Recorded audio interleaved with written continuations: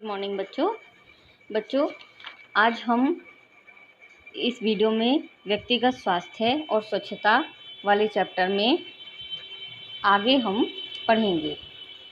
बच्चों, व्यक्तिगत स्वच्छता आपने पिछली वीडियो में भी पढ़ा था कि कितनी आवश्यक होती है। व्यक्तिगत से मतलब अपनी पर्सनल, ठीक है, एक व्यक्ति की अपनी स्वच्छता। इसके लिए व्यक्ति की आदतों का व्यक्तिगत स्वास्थ्य के नियमों से संबंध होता है। जो भी व्यक्ति की आदतें हैं वो उसके नियम बन जाते हैं, या कह दीजिए जो नियम होते हैं वो उसके आदत बन जाते हैं। ठीक है, इसमें दो प्रकार की आदतें होती हैं। एक तो होती है अच्छी आदतें, दूसरी होती हैं बुरी आदतें। अच्छी आदतें बच्चों आप जानते हैं, खान पान संबंधी आदतें, जैसे हमें सदैव पौष्टिक भोजन लेना चाहिए और अपने भोजन को हमें चबा चबा कर खाना चाहिए। जब भूख हो खाना जब ही चाहिए, और भूख से ज़्यादा खाना भी हमारे स्वास्थ्य के लिए हानिकारक होता है। ठीक है, बासी और ठंडा भोजन नहीं करना चाहिए। अधिक मिर्च मसाले घी तेल युक्त भोजन नहीं करना चाहिए, और हाथ धोकर स्वच्छ बर्तन में, साफ़ सुथरे बर्तनों में खाना खाना चाहिए, और भोजन के तुरंत पश्चात सोना नहीं चाहिए। ठीक है बच्चों, ये थोड़ा भोजन संबंधी आदतें हैं जिनको आप अपने व्यवहार में ला सकते हैं। दूसरा आता है शौच। शौच की आदत में क्या है, प्रातःकाल बिस्तर से उठते ही शौच जाना चाहिए। आप जब एक छोटे बच्चे को ये आदत डाल देते हैं तो आपने देखा होगा कि वह अपने समय पर ही, निश्चित समय पर ही शौच जाता है, और जब वह बैठने लगता है तो पॉट का प्रयोग करने लगता है, और 3 वर्ष बाद वह शौचालय में जाता है, और बड़ा होने पर वह इसका अभ्यस्त हो जाता है। मीन्स जिस चीज़ की हम एक बार अपना नियम बना लेते हैं उस चीज़ की हमें आदत पड़ जाती है, उसी समय हमें वह कार्य करने की भी आदत बन जाती है। अगला आता है निद्रा संबंधी आदतें। निद्रा संबंधी कि समय पर सोना चाहिए और समय पर ही उठना चाहिए, जिससे हमें पूर्ण विश्राम मिल सके और शारीरिक स्वास्थ्य भी अच्छा रहे। ठीक है, यह आदत बच्चों को बचपन से ही डाल देनी चाहिए, ताकि आगे जाकर या वयस्क होने पर उसको कोई परेशानी ना हो। नेक्स्ट आता है स्वच्छता संबंधी आदतें। जीवन में आप जानते हैं स्वच्छता का कितना महत्व है। बड़ों को देखकर बच्चा जल्दी सीखता है, इसीलिए अपने घर के सदस्यों को या अपने घर में आप नियमित रूप से जब सफाई करते हैं तो वह बच्चा भी सीख जाता है। समय से उठना, दांत साफ करना, स्नान करना, कंघी करना, वस्त्रों को उचित ढंग से पहनना, कूड़े करकट को कूड़ेदान में डालना, ये सब बच्चा अपने आप ही सीख जाता है। ठीक है, आप बड़ों को देखकर, इसीलिए हमें वही कार्य करना चाहिए जो हम चाहते हैं कि बच्चे सीखें। नेक्स्ट आता है व्यवहार संबंधी आदतें। बच्चों आप जानते हो, व्यवहार अगर हमारा अच्छा है तो व्यक्ति भी हमसे बहुत ज़्यादा इम्प्रेस होता है, सामने वाला, और अगर हमारा व्यवहार अच्छा नहीं होगा तो सामने वाला व्यक्ति भी हमसे बचने की कोशिश करेगा। व्यवहार में आता है, अच्छे व्यवहार में जैसे सत्य बोलना, आप सब जानते हैं। कभी भी हमें झूठ का सहारा लेकर कार्य नहीं करना चाहिए, इसका बच्चे पर बुरा असर पड़ता है, और बच्चे को सत्य बोलने के लिए भी प्रोत्साहित करना चाहिए। नेक्स्ट आता है आज्ञा का पालन करना। जानते हैं आप सब कि हमें बड़ों की आज्ञा का पालन करना चाहिए, और अगर हम उनकी आज्ञा का पालन करते हैं तो शिष्टाचार एक शब्द है जो हम अपनाते हैं, और ये सब उनके अनुभव होते हैं बड़ों के, जो हमें सीखने के लिए मिलते हैं। नेक्स्ट है प्रसन्न रहना। अच्छी आदतें। प्रसन्न क्या है, प्रसन्न रहने से बच्चे का शारीरिक और मानसिक विकास अच्छा होता है, और घर का वातावरण भी सुखद रहता है। अन्य आदतों में बच्चों जैसे बड़ों का विश्वास करना, बड़ों के साथ सद्व्यवहार करना, आदि आदतें बच्चों को बचपन में ही सिखा दी जाती हैं। नेक्स्ट आता है बुरी आदतें। बुरी आदतें मीन्स यहाँ वहाँ थूकना। बच्चों यहाँ वहाँ थूकना कितनी गंदी बात होती है या नहीं। कुछ लोग आप देखते हो पान का गुटखा, तंबाकू, इनका सेवन करते हैं और थूक देते हैं। इससे क्या होता है, गंदगी होती है, और गंदगी से अनेक बीमारियां भी फैलती हैं। नेक्स्ट है छींकना या खांसना। जब आप छींक रहे हैं या खांस रहे हैं तो मुंह पर रुमाल रखना चाहिए, ताकि दूसरे व्यक्तियों को भी यह बीमारी ना लगे, इन्फेक्शन ना लगे। ठीक है, नशाखोरी। नशाखोरी की आदत समाज और घर स्वयं को नुकसान पहुंचाती है। आप जानते हैं कितना बुरा असर पड़ता है नशा करने का। ठीक है बच्चों, इसके बाद आता है शराब का स्वास्थ्य पर प्रभाव। शराब आप जानते ही हैं कितनी गलत चीज़ है। शराब का व्यक्ति के स्वास्थ्य पर बहुत ही हानिकारक प्रभाव पड़ता है। इससे आंतों में जलन, हृदय जिगर से वसा का समाप्त होना और धमनियों में अवरुद्धता, मानसिक परेशानी, उंगलियों में कंपन, फेफड़ों की रोग निरोधक क्षमता में कमी आ जाती है और व्यक्ति के रोगी होने की संभावना भी ज़्यादा होती है। इसका असर आपने देखा होगा दिमाग पर भी डल रहता है और जिससे स्मरण शक्ति और विचार शक्ति, मांसपेशियां ये सब इसमें क्षीण होने लगती हैं। अब सबसे पहले आता है क्या प्रभाव ज़्यादा पड़ता है पाचन तंत्र पर। पाचन तंत्र में क्या है कि अगर शराब का सेवन किया जाता है तो क्या होता है, पाचक क्रिया खराब होने लगती है। आमाशय के सिकुड़ने और फैलने की गति, जो उसकी क्रमाकुंचन की जो स्थिति है वह खराब होने लगती है। ठीक है, वह शरीर की ऊपरी परत पर फैली हुई रक्त वाहिनियों को फैला देती है, जिससे व्यक्ति को गर्मी का आभास होता है, किंतु वास्तव में शरीर के अंदर की गर्मी बाहर निकलती है। ठीक है, सोते हुए व्यक्ति को गर्म कपड़े नहीं पहनने चाहिए जो शराब पिए हुए होता है। अधिक गर्मी से शरीर से बाहर निकलने के कारण शराब पीने वाले व्यक्ति को मानसिक धक्का लगने का भी भय रहता है। फिर आता है तंत्रिका तंत्र पर प्रभाव। तंत्रिका तंत्र पर कैसे कि तंत्रिका तंत्र होता क्या है, जो हमारे मस्तिष्क से पूरे शरीर में तंत्र फैला हुआ होता है।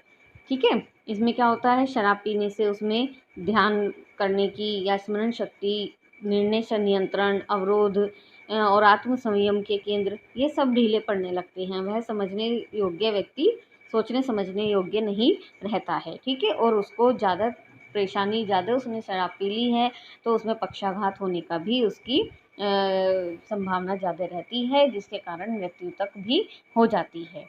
नेक्स्ट आता है श्वसन तंत्र पर प्रभाव। श्वसन तंत्र में जब व्यक्ति ज़्यादा प्रभाव पिएगा और शराब पिएगा तो उसका प्रभाव भी उसके श्वसन तंत्र पर भी पड़ता है। ठीक है, जिससे वह सांस लेने में उसे दिक्कत होती है। नेक्स्ट आता है ज्ञानेंद्रियों पर प्रभाव। नंबर 4, ज्ञानेंद्रियां क्या है, यदि व्यक्ति अधिक मात्रा में शराब पीता है तो ज्ञानेंद्रियां भी सुचारू रूप से कार्य नहीं करती और आँखें और कानों की जो संवेदना होती है, शक्ति होती है, वह भी कम हो जाती है। ठीक है बच्चों, इस तरह से शराब का स्वास्थ्य पर बहुत गहरा बुरा प्रभाव पड़ता है, जो हमारे स्वास्थ्य के लिए बहुत ही ज़्यादा हानिकारक होता है। नेक्स्ट आता है शारीरिक स्वच्छता संबंधी देखभाल। अब हम अपनी देखभाल कैसे करेंगे स्वच्छता संबंधी। जैसे नंबर 1 आता है त्वचा की सफाई। क्या होता है त्वचा हमारी जो स्किन होती है वो होती है, उसमें उसका कार्य क्या होता है, पसीना बाहर निकालने का कार्य करती है। ठीक है, यह एक उत्सर्जन तंत्र के अंगों में भी त्वचा को गिना जाता है। इससे क्या होता है, त्वचा क्या करती है, शारीरिक ताप का नियमन करती है, त्वचा कोमल रखती है जो पसीना निकलता है। ठीक है, शरीर की गंदगी, उत्सर्जन योग्य पदार्थ, विजातीय द्रव्यों को शरीर से बाहर निकालना, यह सब पसीना त्वचा के द्वारा निकलता है। इसमें क्या होता है, अब शरीर इसकी सफाई कैसे करेंगे, सफाई हम कैसे करेंगे, स्नान के द्वारा या दिन में 2 बार हाथ पैरों को साफ करके। ठीक है, त्वचा की स्वच्छता नियमित करनी चाहिए। दिन में 1 या 2 बार तो स्नान अवश्य करना चाहिए। स्नान करने से शरीर की त्वचा स्वच्छ, मांसपेशियां पुष्ट होती हैं और गर्म जल से स्नान करने से थकावट दूर होती है। वहीं शीतल जल का स्नान करने से रुधिर को संचारित करने में सहायता मिलती है। ठीक है, और इसके साथ साथ क्या है कि हमें सूर्य स्नान भी लेना चाहिए। आपने देखा होगा सूर्य की किरणों में, सुना भी है कि सूर्य की किरणों में से हमें अल्ट्रावायलेट किरणें मिलती हैं जो शरीर में विटामिन डी की कमी को पूरा करती हैं। नेक्स्ट आता है बच्चों बाल। आप जानते ही हैं बालों में अगर हम सफाई नहीं करेंगे तो क्या हो जाता है, जूं। ठीक है, इसीलिए अच्छे साबुन से या शैम्पू से या रीठे का प्रयोग करके सप्ताह में कम से कम 2 बार बाल अवश्य धोना चाहिए, जिससे जूं या डैंड्रफ नहीं होती। ठीक है, मुंह की सफाई। नेक्स्ट है मुंह की सफाई।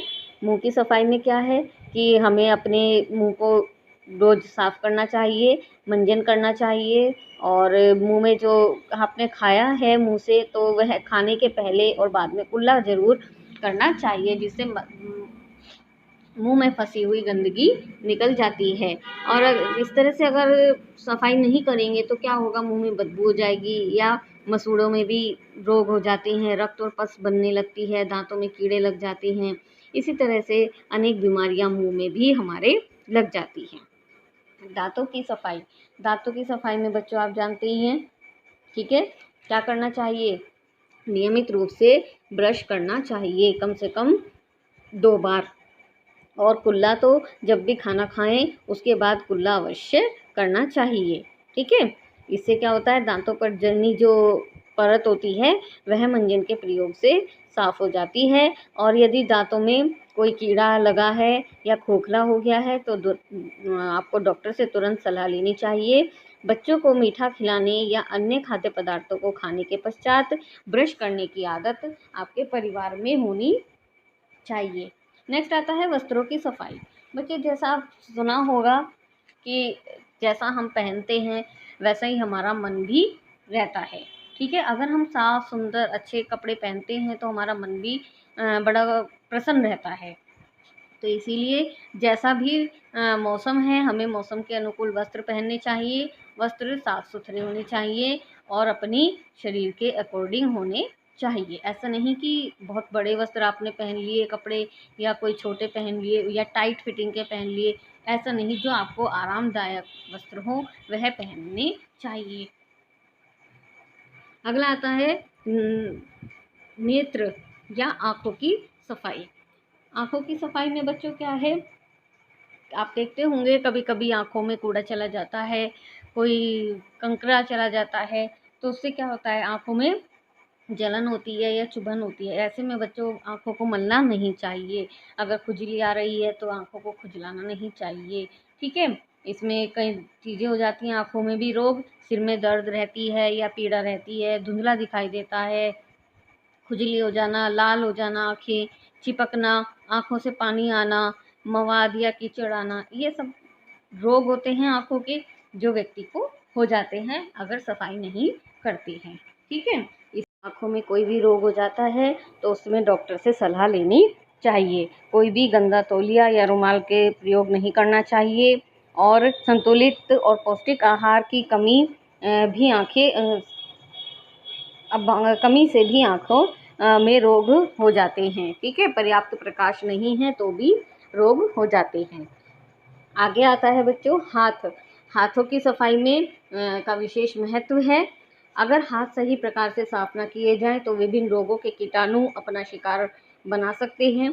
प्राय लोगों अपने हाथों को भोजन से पूर्व अच्छी तरह नहीं धोते या फिर ऐसे ही झाड़कर खाना खा लेते हैं, ठीक है। तो इससे क्या होता है कि जो कीटाणु होते हैं हमारे हाथों में, आप जानते ही हैं हाथों का ही अधिक कार्य हम करते हैं।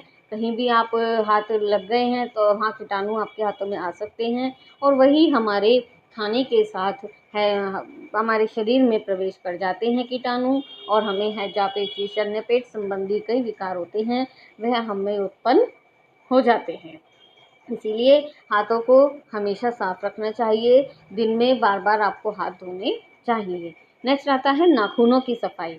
नाखूनों की सफाई में बच्चों जानते हैं अगर जैसे हाथ आपके गंदे रहते हैं इसी तरह उसमें नाखूनों में भी अगर बड़े हैं नाखून और उनमें मैल जमा हो जाता है और वही मैल हमारे खाने के साथ हमारे पेट में चला जाता है, ठीक है। इस तरह से अपने हाथों के साथ साथ नाखूनों की भी सफाई करनी आवश्यक है। नेक्स्ट आता है नाक की सफाई। नाक की सफाई में क्या है कि हम सांस लेते हैं वह नाक से ही लेते हैं। आप जानते हैं नाक में छोटे छोटे सूक्ष्म बाल होते हैं और वे वायु में विद्यमान जीवाणुओं को सांस द्वारा अंदर जाने से रोकते हैं। नाक की सफाई न होने से सांस लेने में नाक में जमा रोग श्वास नली में चले जाते हैं और इन रोगाणुओं के द्वारा श्वास नली का संक्रमण, जुकाम, टॉन्सिल इनको बढ़ावा देता है, ठीक है। नाक की सफाई स्वच्छ कोमल कपड़े से करनी चाहिए। नाक अवरुद्ध होने पर गंदगी बाहर निकाल देनी चाहिए और प्रयोग किया गया रुमाल या कपड़ा गर्म पानी में उबालकर अन्य या फिर किसी भी संक्रमित घोल में धोकर सुखाना चाहिए। ठीक है। नेक्स्ट आता है कानों की सफाई। कानों की सफाई भी बहुत ज़रूरी है।